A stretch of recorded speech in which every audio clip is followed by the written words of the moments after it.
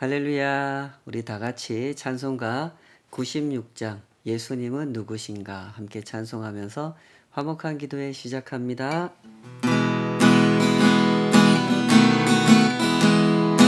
예수님은 누구신가 우는 자의 위로와 없는 자의 풍성이며 천한 자의 높음과 잡힌 자의 노임 되고 우리 기쁨 되시네. 예수님은 누구신가 약한 자의 강함과 눈먼 자의 빛이시며 병든 자의 고침과 죽은 자의 부활되고 우리 생명 되시네. 예수님은 누구신가 추한 자의 정함과 죽을 자의 생명이며 죄인들의 중보와 멸망자의 구원되고 우리 평화 되시네.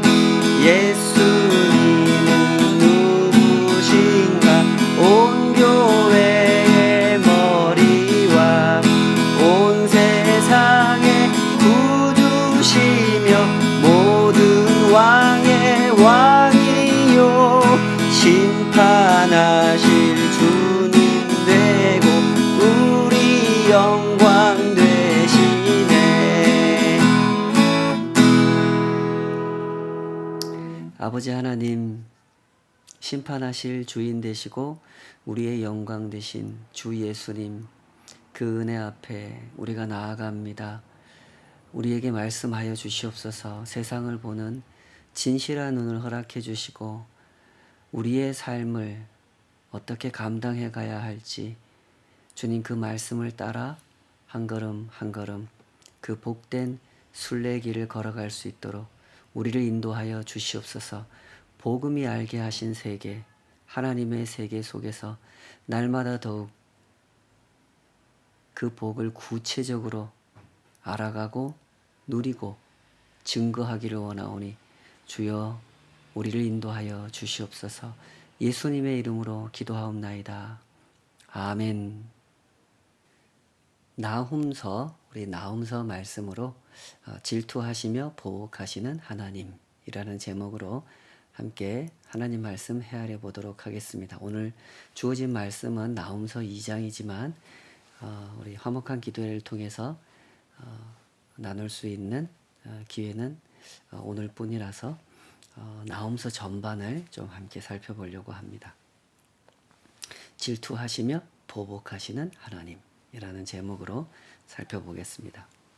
세계에서 제일 유명한 박물관이라면 아마 대부분 루브르 박물관이나 대형 박물관을 떠올릴 겁니다. 세계 곳곳에서 가져다 놓은 진귀한 보물들, 문화재들, 예술 작품들을 한 곳에 모아놓고 전시해 놓은 그 모습에 매료된 사람들이 해마다 수천만 명씩 한 나라의 인구보다 훨씬 더 많은 사람들이 방문하고 있는 그런 박물관이라고 하죠. 그곳에는 얼마나 많은 전시품들이 진열이 되어 있는지 그 유물, 그 작품 하나하나를 구경할 때 한 작품에 10초의 시간을 할애한다고 가정하면 10초씩만 본단 말이에요. 하나하나를. 그렇게 해서 그 박물관에 있는 걸 다 구경을 하면 3일이 걸린다 그럽니다. 얼마나 많은 진열품들이 전시되어 있는지를 알 수 있게 해주는 대목이죠. 때문에 이 프랑스 사람들, 영국 사람들은 지금도 이 루브르 박물관, 대형 박물관을 자랑스럽게 생각하고 있으며 조상들이 이룩해온 이 찬란한 역사를 또한 자랑스럽게 여기고 있다고 하죠. 그러나 그것은 강대국의 입장입니다. 강대국으로부터 침략을 당하고 유물까지 뺏긴 나라들, 그 후손들의 입장은 전혀 다를 수밖에 없죠. 루브르 박물관, 대형 박물관의 존재 자체가 수탈의 역사, 수치의 역사, 다시 뒤집어 놓고 싶은 역사일 수밖에 없는 것입니다. 세계의 역사는 이렇습니다.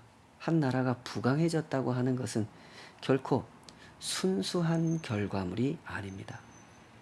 열심히 땀 흘려 일했고 저축을 했고 기술을 발전시켜서 그렇게 된 일이 아니라는 거죠. 땀 흘려 일했고 기술을 발전시켜서 거둘 수 있는 것은 언제나 한계가 있죠. 그것을 이용해서 남의 것을 뺏어와야만 더 강해질 수 있고 더 부유해질 수 있는 겁니다. 이치가 그렇습니다. 때문에 강해진 나라들은 언제나 침략의 역사를 기록했던 겁니다. 군대를 파견해서 사람들의 목을 잡아놓고 관리들을 파견해서 조직적으로 수탈해 갔죠. 그렇게 해서 더 큰 힘을 가졌고 더 큰 힘으로 더 많이 뺏어왔습니다. 그 결과 하나의 질서를 만들어냈죠. 힘을 가진 우리에게 사람이 모이고 돈이 모이게 하는 질서를 만들어낸 겁니다. 그렇게 해서 나는 패권국이 되고 패권국의 힘을 이용하는 조공국을 거느리고 조공국에 협력하여 생존을 이어가는 약소국까지 거느리는 그런 세계 질서를 만들어냈던 것입니다.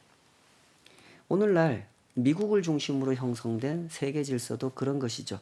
선진국이 있고 중진국이 있고 개발도상국이 있고 빈곤국가가 있죠.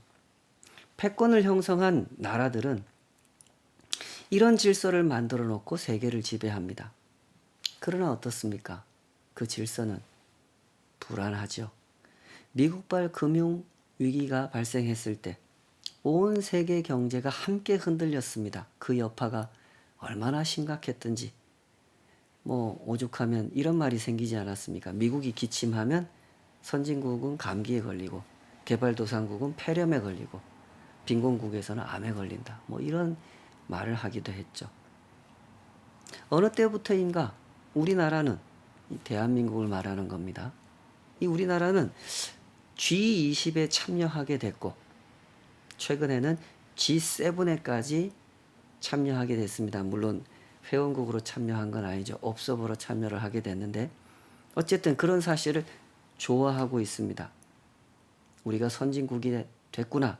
선진국 대열에 서게 되었구나 하면서 좋아하는 사람들이 많지만 사실은 좀 더 똑똑하게 상황을 성찰해 봐야 하는 측면이 있습니다. 왜?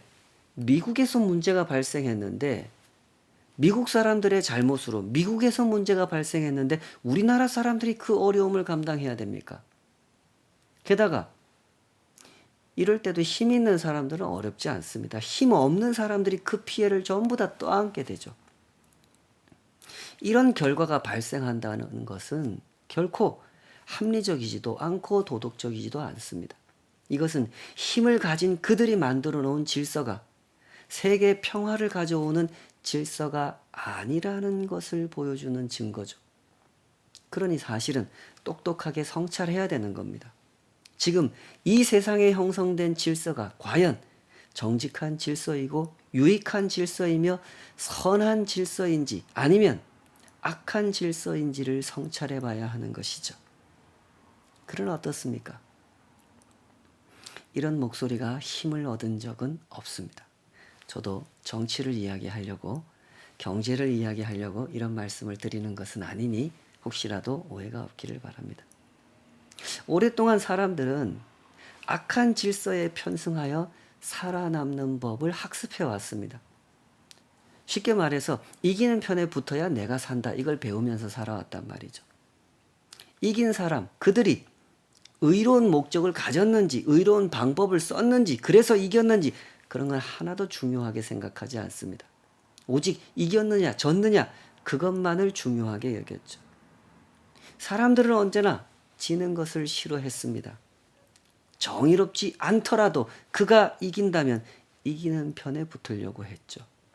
그러다 보니 악한 질서가 만들어졌고, 그렇게 만들어진 질서는 적지 않은 시간 동안 꽤 오랜 생명력을 이어갔던 것이죠.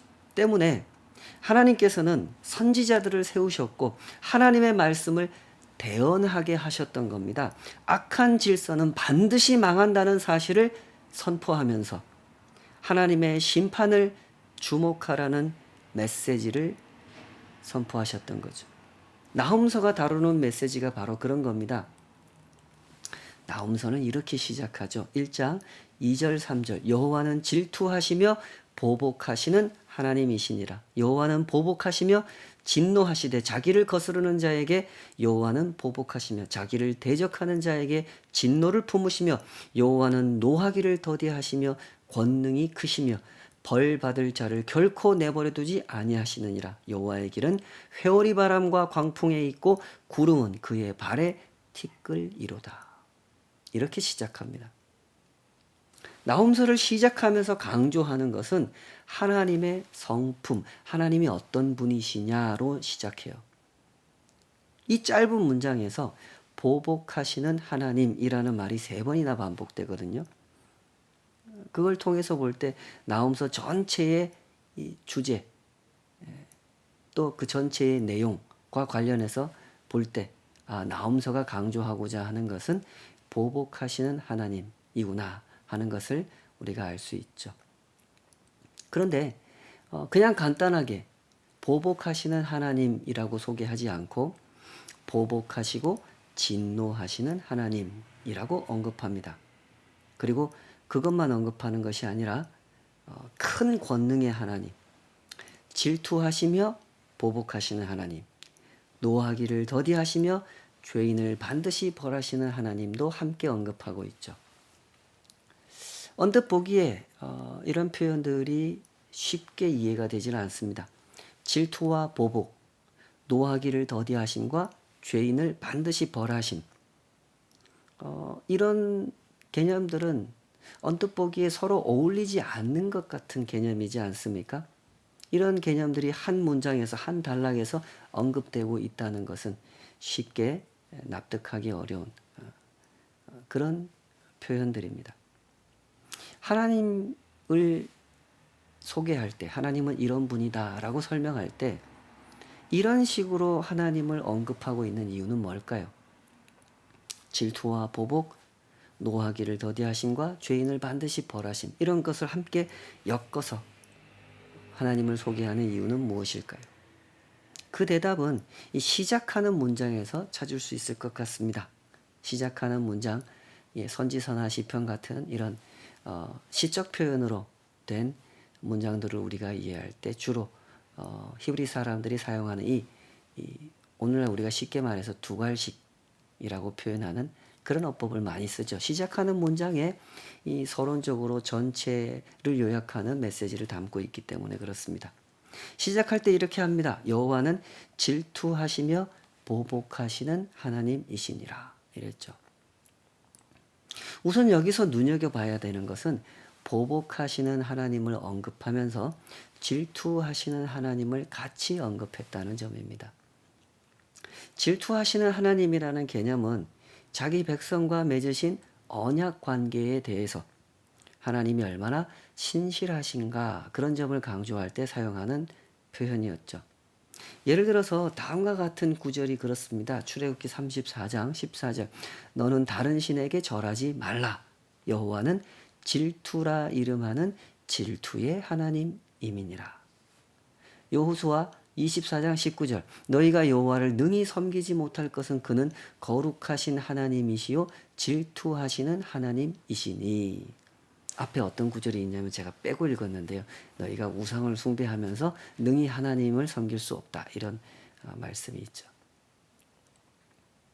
하나님은 사람처럼 시기하거나 질투하시는 분이 아닙니다. 그런 하나님께서 질투를 하시는 이유, 질투하시는 하나님이다 이렇게 표현하는 이유는 언제나 언약 때문에 이 단어를 쓰는 겁니다. 자기 백성과 맺으신 언약 속에서 자기 백성을 향한 하나님의 사랑과 구원, 인자와 긍휼, 공의로운 통치가 이 질투라는 단어 속에 담겨 있는 겁니다. 하나님과 언약을 맺은 백성들, 하나님과 그 백성의 관계, 그 사이에는 그 어떤 것도 끼어들어서는 안 된다를 강조하실 때 이 질투라는 단어를 쓰신다는 거죠.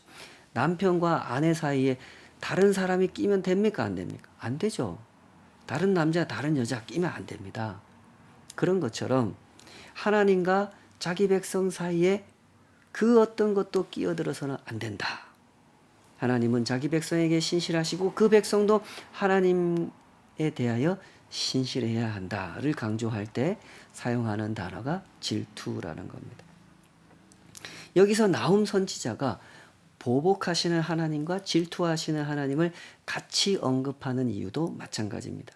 보복하시는 하나님과 질투하시는 하나님은 모두 다 언약에 신실하신 하나님을 표현하는 말이기 때문에 그렇습니다. 하나님이 아수르에게 괴롭힘을 당하는 유다를 위해서 일하시는 것에 대하여 보복하신다라고 표현하는 이유가 그런 거죠. 하나님이 유다 백성들과 언약을 맺으셨기 때문에. 그래서 보복하시는 하나님이라고 하는 겁니다. 질투도 마찬가지인 거죠. 그러므로 여기에 분명한 메시지가 있습니다. 니느웨를 심판하실 것에 대하여 예고하는 이 말씀을 시작하는 지점에서 보복하시는 하나님과 질투하시는 하나님을 언급하는 것은 하나님께서 아수르를 심판하시는 그 일은 언약적 차원에서 전개되는 일이다라는 거죠. 나훔서는 언약 백성, 이 유다 백성들을 괴롭히는 그 아수르의 멸망을 예고하는 말씀입니다. 때문에 나훔서는 하나님께서 아수르를 멸망시키려고 하는 이유를 설명하려고 하는 거예요. 성경에서 누누이 말씀하신 것처럼 하나님께서는 분명히 온 세상의 하나님이십니다. 앞에 요나서에서도 그 말씀을 하셨죠. 하나님은 온 세상의 하나님이십니다. 그러므로 하나님은 이스라엘을 더 사랑하고 아수르를 더 미워하실 이유가 없습니다. 아수르가 미워서 유다 편을 드신다, 이스라엘 편을 드신다, 그 얘기를 하는 게 아닙니다. 그러나 하나님께는 구속의 계획이 있고 그 계획을 이루시기 위해서 세우신 언약 백성들이 있단 말입니다. 하나님께서는 이스라엘 백성들과 언약을 맺으셨고 이스라엘을 제사장 나라로 세워서 온 열방을 구원하실 계획을 세우셨단 말이죠. 그런데 지금 어떤 상황들이 계속 펼쳐지고 있습니까?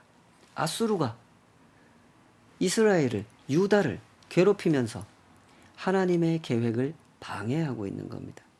아수르는 오랫동안 유다 백성들에게 위협적인 존재였죠.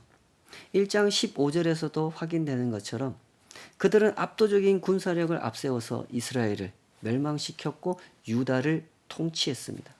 실질적으로 유다를 지배하고 통제하면서 유다 백성들이 출입하는 것조차 통제를 했죠. 그래서 유다 백성들은 하나님께 예배조차 제대로 드릴 수 없었고 절기조차 제대로 지킬 수가 없었죠. 때문에 하나님께서는 아수르를 심판하려고 하신다는 겁니다. 그래서 강조하는 것이 보복하시는 하나님, 질투하시는 하나님인 것입니다. 그러나 여기서 한 가지 더 생각해야 하는 문제가 있겠죠.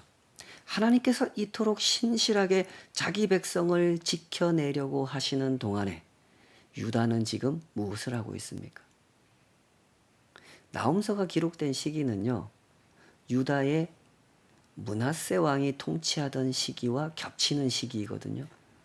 므낫세가 어떤 왕이었습니까?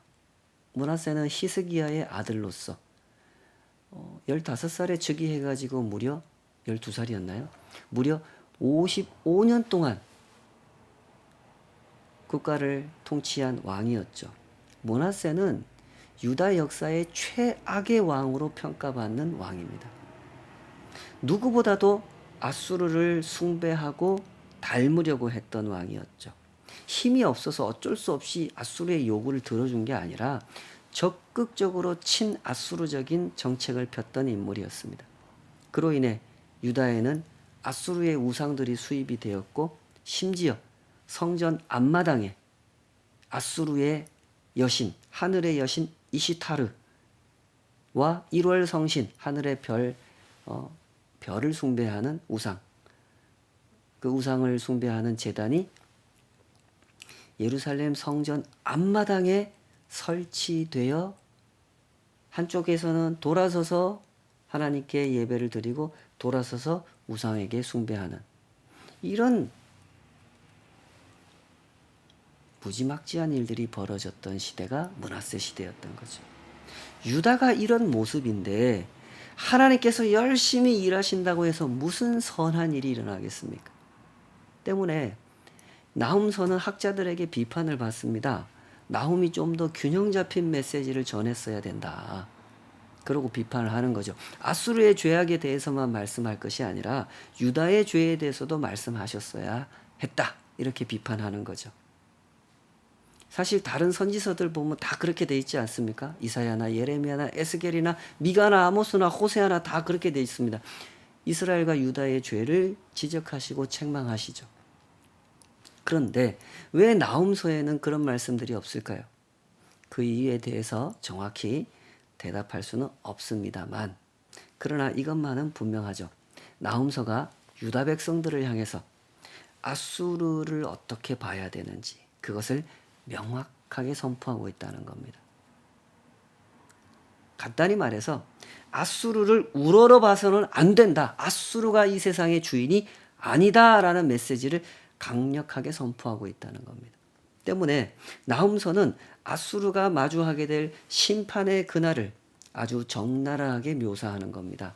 2장 1절 파괴하는 자가 너를 치러 올라왔나니 너는 산성을 지키며 길을 파수하며 내 허리를 견고히 묶고 내 힘을 크게 굳게 할지어다. 이 말씀은 하나님께서 아수르에게 하시는 말씀입니다.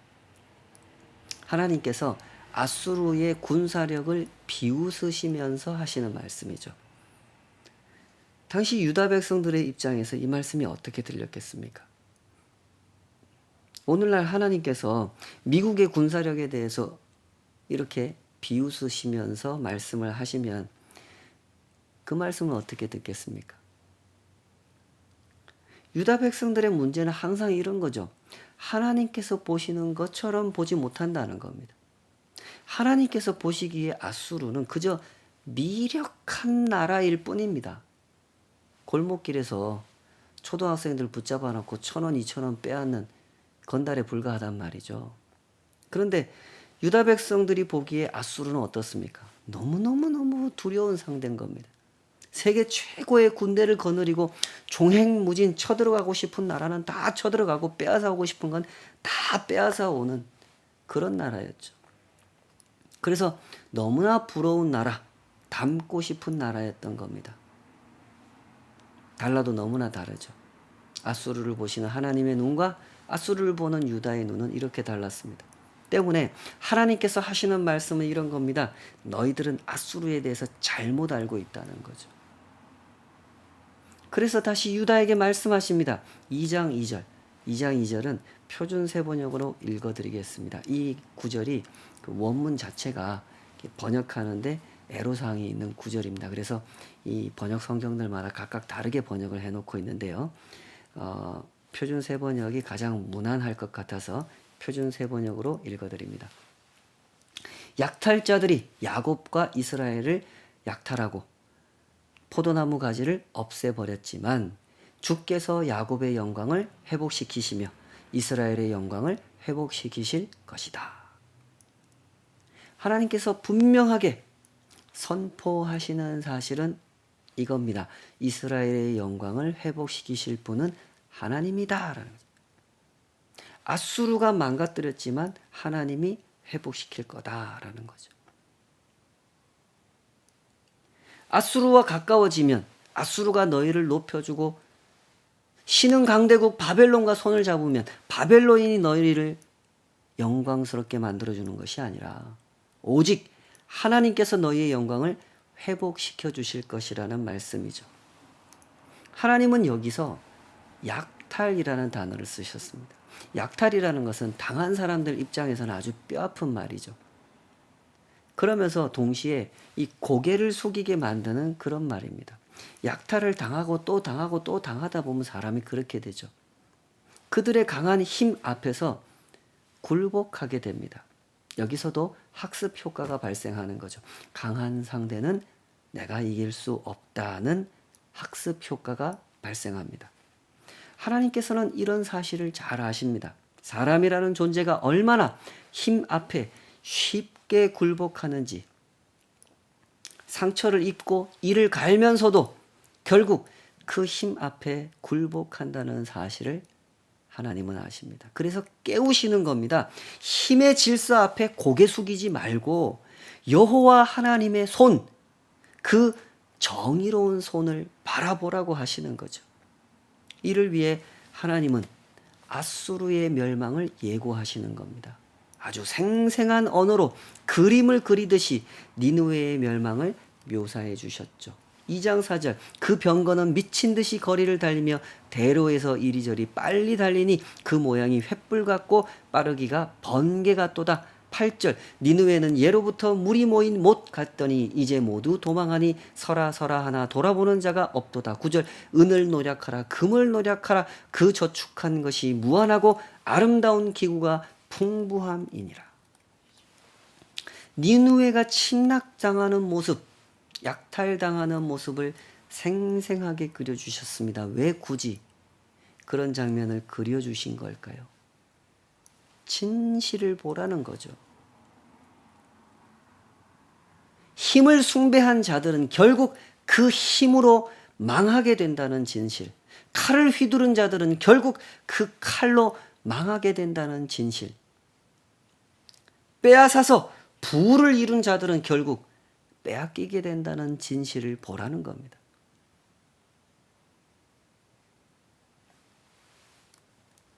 (3장 8절) 하나님은 니느웨를 향하여 이렇게 선언하십니다. 내가, 여기도 표준세번역으로 읽어드리겠습니다. 내가 테베보다 나은 것이 무엇이냐. 우리 개정역에는 노아몬으로 돼 있죠. 아몬 신을 숭배하는 도시라는 뜻으로 노아몬이라 그랬는데 최근에는 그 도시 이름이 테베로 바뀌었기 때문에 표준세번역이 테베라고 하는 겁니다. 자, 내가 테베보다 나은 것이 무엇이냐. 나일강 옆에 자리 잡은 테베, 강물에 둘러싸여 그 큰 물이 방어벽이 되고 그 큰 물이 성벽이 된 성읍. 에디오피아와 이집트가 얼마든지 힘이 되어주고 붓과 리비아가 도와주었다. 그러나 그러한 성읍의 주민도 사로잡혀가고 포로가 되어 끌려갔다. 어린 아이들은 길거리 모퉁이에서 나동그라져서 죽고 귀족들은 제비 뽑혀서 잡혀가고 모든 지도자가 사슬에 묶여서 끌려갔다. 너 또한 술에 취해서 갈팡질팡하고 원수를 피하여 숨을 곳을 찾아 허둥지둥 할 것이다. 기원전 663년에 이집트의 수도, 그 당시 이집트의 수도 노아몬, 이 테베라는 도시가 아수르에 의해서 멸망당하는 사건이 발생합니다. 아수르가 얼마나 강성했는지를 보여주는 사건이죠. 기원전 722년에 북왕국 이스라엘이 멸망했고요. 586년에 남왕국 유다가 멸망하죠. 그 사이 663년에 아수르가 이집트의 수도 테베를 점령하는 사건이 발생해요. 간단히 말해서 하나님이 이 말씀을 왜 하시냐면 노아몬도 망했는데 테베도 망했는데 니느웨 네가 뭐라고? 너는 안 망할 줄 아느냐? 그런 말씀하시는 겁니다. 테베라는 도시는 실로 대단히 견고한 성읍이었습니다. 그야말로 천혜의 요새였죠. 이집트 깊숙한 곳에 이 도시가 위치했는데 양쪽에 강이 흘렀어요. 그 강이요, 얼마나 규모가 컸는지 강 폭이 800m에 달하는 그런 정도의 규모였습니다. 때문에 노아몬은 이 테베라는 도시는 1400년 동안 이집트의 수도로서 안전하게 그 지위를 누렸고 부귀영화를 누렸던 그런 도시였죠. 그런데 그런 도시가 이 아수르의 침략에 의해서 멸망을 당하게 된 겁니다. 에디오피아와 붓과 리비아 동맹군이 막강한 방어 태세를 갖추어 주었어도 결국 아수르의 침략을 막아낼 수가 없었다. 그러니 너 니느웨야, 너라고 별 수 있겠냐라고 말씀하시는 거예요. 이 메시지가 굉장히 역설적인 메시지죠. 그렇지 않습니까? 그토록 완벽한 천혜의 요새였던 노아몬을 멸망시킨 것은 아수르였으니 아수르는 그 사건으로 인해서 얼마나 대단한 자존감을 가졌겠습니까? 우리는 노아몬을 테베를 멸망시킨 나라야. 우리가 그 정도로 강해! 라는 자존감을 가졌겠죠. 그러나 그 높은 자존감의 근거가 된 사건은 또한 나의 멸망을 예고하는 근거가 된다는 사실을 아수르는 생각하지 않았던 거죠. 아수르도 비슷한 조건을 가지고 있었거든요. 니느웨도 강을 끼고 있었습니다. 그래서 그것이 천혜의 요새로서의 조건을 갖춰주는 그런 도시였던 거죠. 때문에 하나님께서 아수르에게 정신을 차리라는 뜻으로 이 노아몬을 언급하신 겁니다. 가만히 이 세상의 역사를 성찰해 보십시다. 세상은 언제나 이렇게 흘러오지 않았습니까? 세상은 언제나 힘을 숭배했고 그 힘으로 침략했고 빼앗았고 질서를 만들어냈습니다. 그러나 단 한 번도 영원한 질서를 만들어낸 적은 없었죠. 미국이 언제부터 미국이었습니까? 미국도 영원할 수 없는 거죠. 제가 반미주의자라고 오해하시면 안 됩니다. 역사를 말씀드리는 겁니다. 빼앗은 적은 있었지만 빼앗기는 때는 오지 않을 거라. 빼앗는 자들은 항상 그렇게 생각했죠. 그러나 그런 적은 한 번도 없었습니다. 빼앗을 때가 있었다면 빼앗기는 때가 반드시 옵니다. 그러나 아수르는 그렇게 생각하지 않았죠. 왜 그렇게 생각하지 않았을까요? 믿음 때문입니다. 제가 늘 말씀드리지만 하나님을 믿지 않는 사람들에게도 믿음이 있습니다. 물론 잘못된 믿음이죠. 사람들이 만들어낸 믿음, 힘은 영원하다는 믿음. 그 믿음이 그렇게 만든 겁니다. 하나님께서는 언제나 그런 믿음을 깨뜨리려고 하시죠. 나훔의 때에도 오늘 우리들의 마음속에도 하나님은 이 진리를 심어주려고 하십니다. 하나님의 언약을 강조하시고 그 구속의 계획을 강조하십니다. 세상 모두가 힘을 주목하고 있을 때 하나님의 손을 주목하는 사람, 그 한 사람 한 사람을 일으켜 세우려고 하시는 거죠. 다시 1장 시작하는 그 말씀으로 돌아가 보십시다. 여호와는 질투하시며 보복하시는 하나님이시니라. 여호와는 보복하시며 진노하시되 자기를 거스르는 자에게 여호와는 보복하시며 자기를 대적하는 자에게 진노를 품으시며 여호와는 노하기를 더디하시며 권능이 크시며 벌 받을 자를 결코 내버려 두지 아니하시느니라.